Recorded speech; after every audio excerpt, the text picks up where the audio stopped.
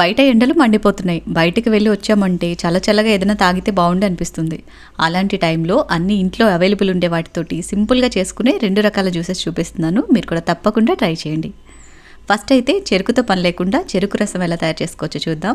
దీనికోసం ఇలా ఒక 1/2 కప్పు వరకు బెల్లం తురుము తీసుకోండి. మీకు అవైలబుల్ ఉన్న ఏ బెల్లానైనా యూస్ చేసుకోవచ్చు. అలాగే ఒక 1/2 కప్పు వరకు పుదీనా ఆకులు, వీటిని శుభ్రం చేసి యాడ్ చేసుకోండి.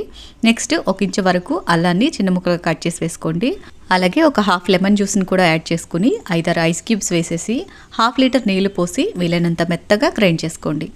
పలకన్నది లేకుండా మెత్తగా గ్రైండ్ చేసేసుకుంటే చాలు. మీకు చెరుకు లేకుండా చెరుకు రసం రెడీ. ఇది 99% బయట కొనుక్కునే చెరుకు రసం లాగే ఉంటుందండి. టేస్ట్ అయితే ఒక్కసారి ట్రై చేయండి, మీకే అర్థమవుతుంది. ప్రిపేర్ చేసుకున్నాక జస్ట్ ఒకసారి ఫిల్టర్ చేసేసుకుని సర్వ్ చేసుకునే ముందు కొన్ని ఐస్ క్యూబ్స్ని అలాగే పుదీనా ఆకుల్ని వేసి చల్లగా సర్వ్ చేసుకున్నారంటే చాలా బాగుంటుంది. మీకు ఇంట్రెస్ట్ ఉన్నట్లయితే సబ్జా షీట్స్ని కూడా యాడ్ చేసుకోవచ్చు. బయట నుంచి వచ్చినప్పుడు చల్లగా ఏదైనా తాగాలి అనిపిస్తూ ఉంటుంది కదా, అలాంటప్పుడు చిటికలో అయిపోయే ఈ చెరుకు రసం ట్రై చేయండి. చాలా టేస్టీగా ఉంటుంది. ఇంట్లో వాళ్ళు కూడా ఆశ్చర్యపోతారు, ఇంత ఫాస్ట్గా ఎలా ప్రిపేర్ చేసావని. డెఫినెట్గా ట్రై చేయండి. ట్రై చేశాక మీకు ఎలా కుదిరిందో కామెంట్ చేయండి.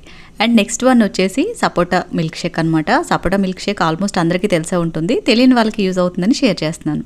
బాగా పండిన సపోటాల్ని పైన తొక్క తీసేసి ఇలా చిన్న ముక్కలుగా కట్ చేసుకోండి. అండ్ నెక్స్ట్ మిక్సీ జార్లోకి ఒక 10 బాదం పప్పులు అండ్ ఒక టీ గ్లాస్ వరకు పంచదార. మీరు పంచదారకు బదులుగా పటిక బెల్లం పౌడర్ కూడా యూజ్ చేసుకోవచ్చు.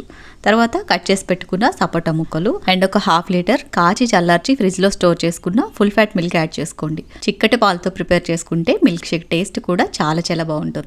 ఇలా మెత్తగా గ్రైండ్ చేసేసుకుని గ్లాస్కి కొంచెం చాక్లెట్ సిరప్ తోటి డెకరేట్ చేసి సర్వ్ చేసుకోవడమే. చాక్లెట్ సిరప్ అవైలబుల్ లేకపోతే 5 రూపీస్ బూస్ట్ ప్యాకెట్ తోటి కూడా డెకరేట్ చేసుకోవచ్చు. బూస్ట్ టేస్ట్ కూడా ఇందులో చాలా బాగుంటుంది.